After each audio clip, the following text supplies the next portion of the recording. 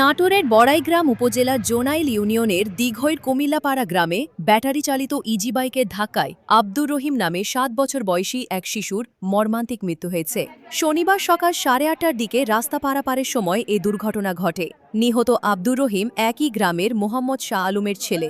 স্থানীয় সূত্রে জানা যায়, শনিবার সকাল 8:30টার দিকে জোনাইল প্রি ক্যাডেট স্কুলের সামনে রাস্তা পারাপারের সময় একটি ব্যাটারি চালিত ইজি বাইক শিশুটিকে ধাক্কা দেয়। এতে সে গুরুতর আহত হয়। পরে স্থানীয়রা দ্রুত উদ্ধার করে একটি স্থানীয় বেসরকারি হাসপাতালে নিয়ে গেলে কর্তব্যরত চিকিৎসক তাকে মৃত ঘোষণা করেন। দুর্ঘটনার পর থেকেই অভিযুক্ত ইজি বাইক চালক পালিয়ে যায়। তবে খবর পেয়ে পুলিশ ঘটনাস্থলে পৌঁছে দুর্ঘটনা কবলিত ইজি বাইকটি জব্দ করেছে। এদিকে ঘটনাটি ঘিরে জোনাইল প্রি ক্যাডেট স্কুলের সামনে নিরাপত্তা ও ব্যবস্থাপনা নিয়ে স্থানীয়দের মধ্যে নানা প্রশ্ন উঠেছে। এ বিষয়ে বড়াইগ্রাম থানার ভারপ্রাপ্ত কর্মকর্তা ওসি আব্দুস সালাম জানান, ঘটনার পরপরই গাড়িটি জব্দ করা হয়েছে। চালক পলাতক রয়েছে, তাকে শনাক্ত ও গ্রেফতারের চেষ্টা চলছে।